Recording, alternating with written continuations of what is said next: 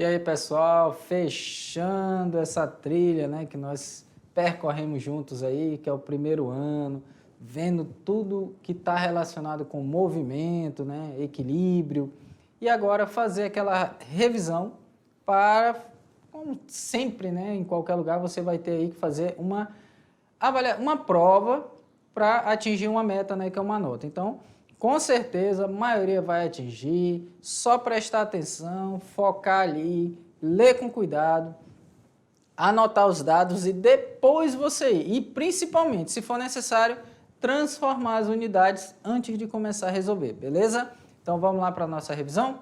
Então começando a revisão aí, aula de número 53, revisão geral, unidade 3. O que nós vamos dar uma olhadinha aqui rápida para dar uma relembrada? Opa! Faltou aqui. Nós vamos falar de potência, energia mecânica, parte 2, impulso, né? Quando se fala de energia, impulso, energia mecânica, está relacionado. Estática dos fluidos, parte 2, e a estática dos fluidos, parte 3. Então, nós veremos aí 5 aulas, né?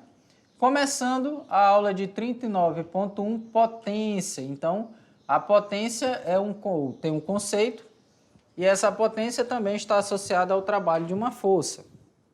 Falamos de trabalho e tudo mais, que é uma força vezes deslocamento, né? E a potência é o trabalho realizado num tempo. Então, a potência em si, o conceito dela é relação entre trabalho realizado e o tempo que você gasta para realizar esse trabalho. Isso é potência. A potência está relacionada à realização de trabalho.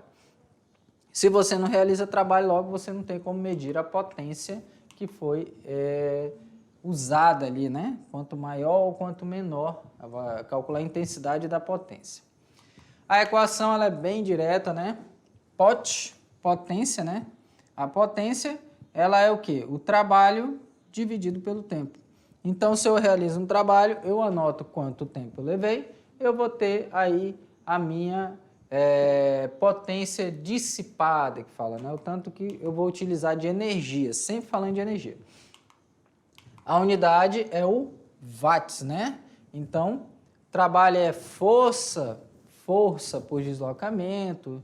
Então, você quando fala de força tem newtons, deslocamento metros, tempo em segundos e tudo isso tem que estar para poder usar o watts. Então, watt é a unidade de potência.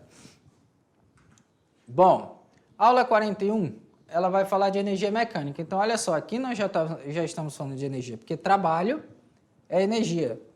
Potência é a utilização de uma energia para realizar trabalho e, através do trabalho, calcular a potência. Agora, falando de energia mecânica, parte 2, relacionar um pouquinho de energia potencial gravitacional e relação entre trabalho e energia potencial gravitacional. Está relacionando aí, né? A energia potencial gravitacional, ela está relacionada da seguinte forma. Qual é o conceito? Energia potencial pode ser armazenada e, no caso, a qualquer momento, pode se manifestar fazendo com que haja a realização de trabalho. Então, toda vez que falar, gente, energia potencial, ela pode ser armazenada. O que é isso? Eu pego um objeto, levanto ele e se eu soltar... Opa, deixa eu segurar aqui. Se eu soltar, olha só, ele cai. Então, ó, eu realizo aqui um trabalho, levantei e solto. O trabalho de queda é realizado pela força peso. Então, isso vai realizar o trabalho. Aí, como que armazena? Armazena aqui. Aqui tem energia armazenada. Eu soltei, ela vai cair. Potencial elástica. Aí tem a ver com o quê? Tem que ver com a constante da mola. Toda vez que você puxa, estica a mola, ela tenta voltar para o seu estado natural. Quando você comprime, ela tenta voltar para o seu estado natural. Você armazena energia. Agora, quando fala de energia cinética, não posso. Energia cinética é movimento. Se tem movimento, tem energia cinética. Se não tem movimento, não tem energia cinética, beleza? Então, continuando, vamos lá. Então, a energia potencial pode ser armazenada e a qualquer momento ela pode realizar um trabalho. Qual é a equação? A equação, o trabalho de um ponto a outro significa que eu tenho energia potencial em A menos a energia potencial em B. Como assim? Trabalho e energia potencial gravitacional. A energia potencial gravitacional, lógico que ela tem a ver com a altura e a constante de aceleração da gravidade, né? A aceleração da gravidade, 9,8, aproximadamente 10. A altura que você coloca o objeto e a massa dele. Tem a ver com a massa. Quanto maior a massa, maior a energia armazenada. Lembrem disso.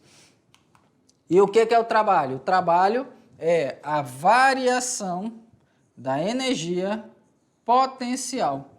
Então, se eu tenho uma variação de energia potencial, eu tenho, neste caso, o trabalho realizado. Então, gente, toda vez que vocês estiverem olhando um objeto, você pega esse objeto, você muda. Ah, mas qual é o meu ponto de referência? Ah, é meus pés, é o chão. Você vai falar do chão. Não, é minha mão. Então, meu ponto de referência é minha mão.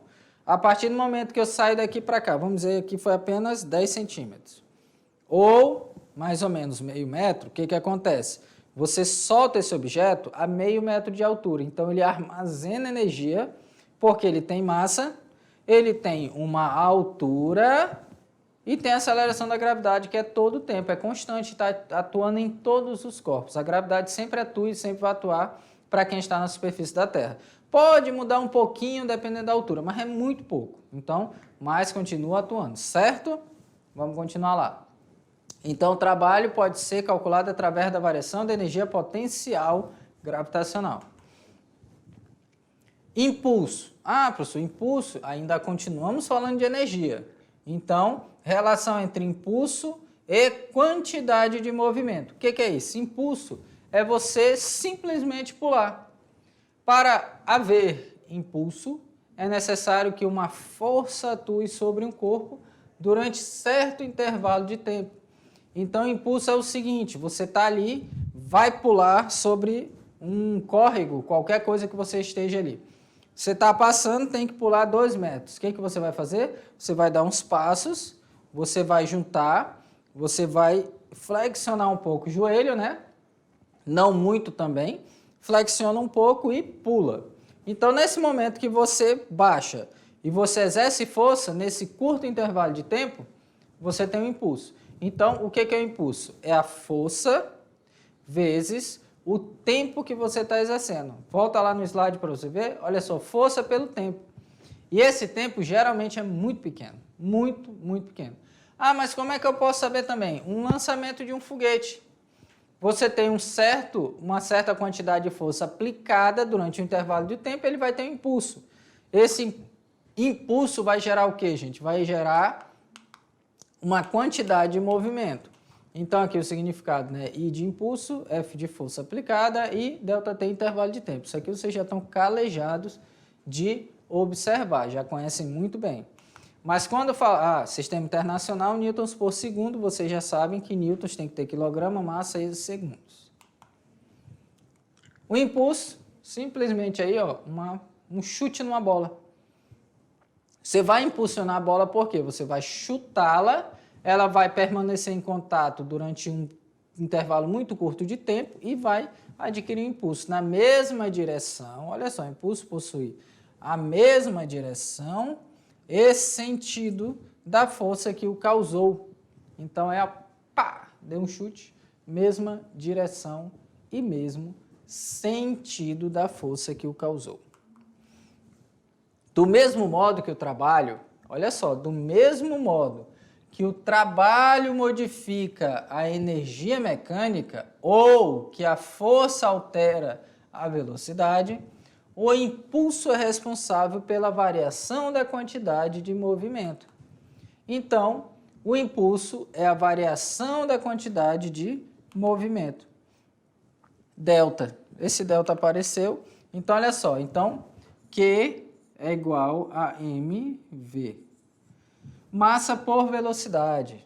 Então, o que acontece? Quanto maior a massa, maior a quantidade de movimento. Quanto maior a velocidade, maior a quantidade de movimento.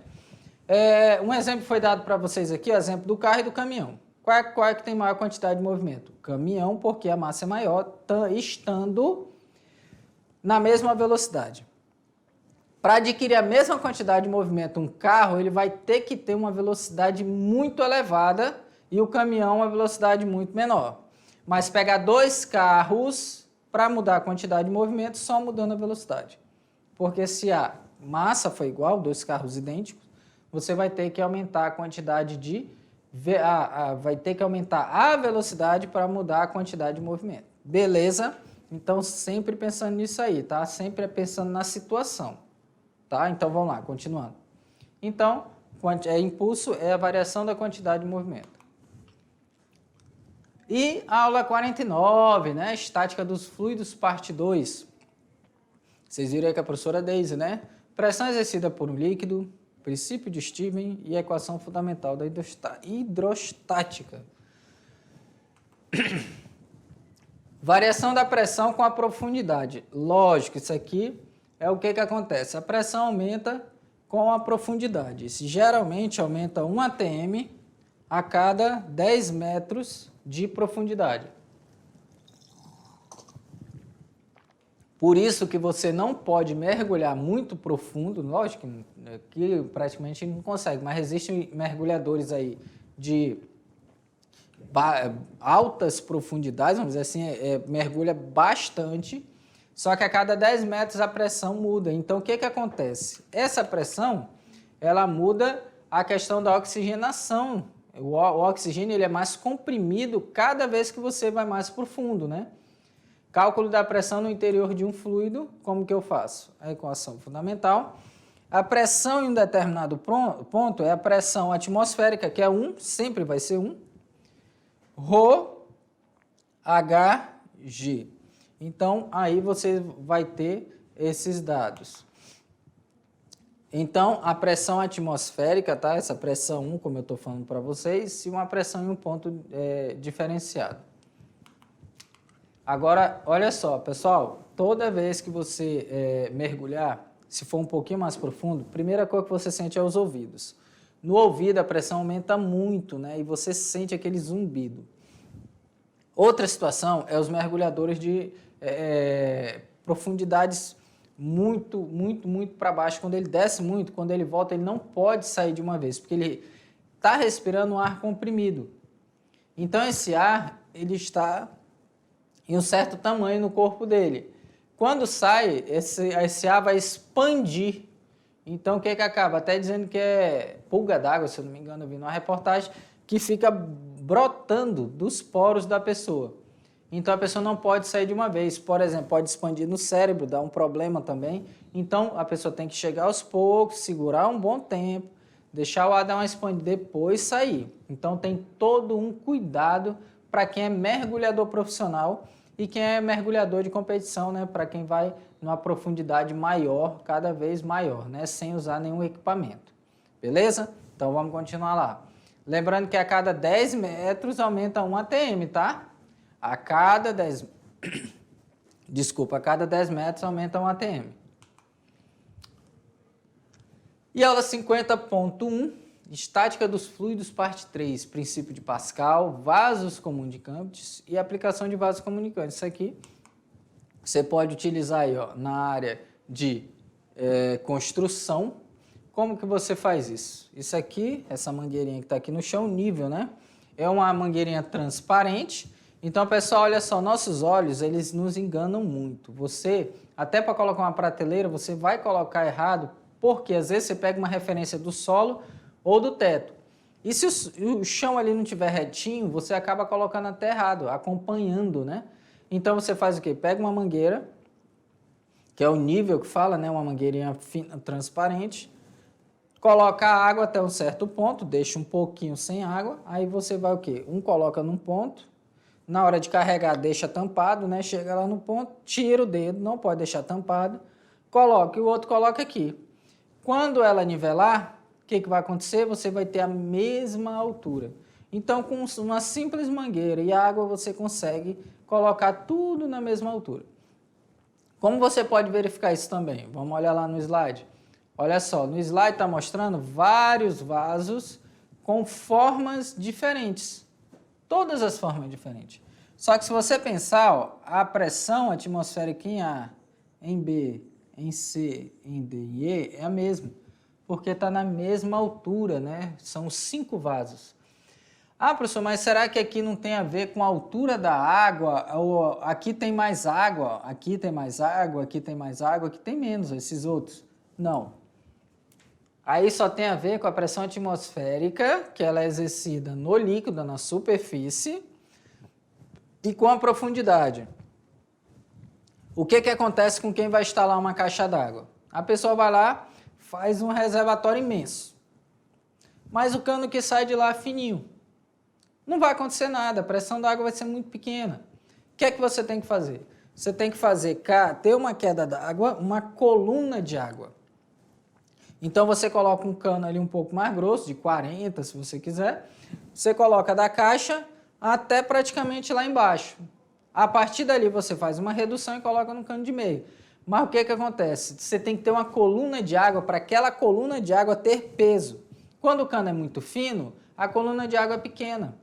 E o que dá pressão na água, que faz a água sair mais forte na torneira, é a coluna de líquido. Então, você pega um cano. Você pegar um cano muito fininho, um cano da largura disso aqui, não vai dar, vai ser muito pouquinha água. O que você faz? Você aumenta um pouco, coloca um cano um pouco mais grosso e ele vai ter uma coluna, né? Uma coluna de água bem grande.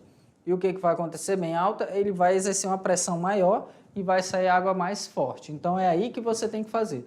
Colocou um cano fino, você vai ter água fraca, certo? Então vamos lá, continuando. Dá para fazer também para puxar água de um local mais baixo para outro local, passando por um morrinho também. Você consegue fazer isso. Lógico que a ponta da água, né?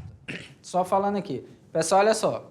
Você tem uma água aqui, tá baixo. Você tem um morro e aqui embaixo você quer levar. Você quer trazer daqui para cá, só que aqui tem um morro. O que você faz? Você pega a mangueira, coloca aqui na água, enche ela, né? Puxa até no outro lado, um pouco mais baixo e solta. Por gravidade, a água vai descer. Ela vai subir e vai descer, porque essa coluna de água vai puxar. E vai passar por cima, certo? Vamos lá, continuando aí. Então, vasos comunicantes é isso. Máquinas hidráulicas, isso aqui é muito importante, né?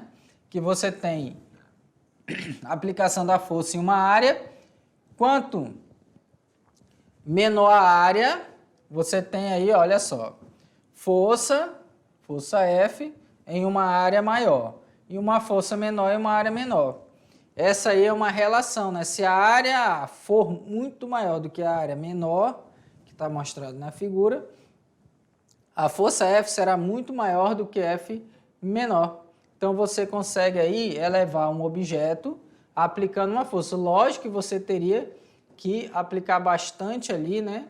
Você teria mais trabalho do que força. Em algumas máquinas você tem muito trabalho, mas aplica menos força, né? Que é o caso até dos guindastes, se você for ver. Ele gira bastante, mas ele eleva bem devagar. O macaco também, se você pensar, os macacos tem muito aí nas lojas, né, de oficinas, eles não são necessariamente hidráulicos, ele é o quê? Um parafuso bem grandão, ele gira, daí vai subindo bem devagarzinho.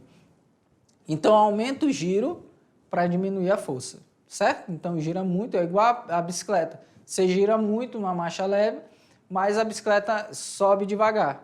É igual a carreta também, né?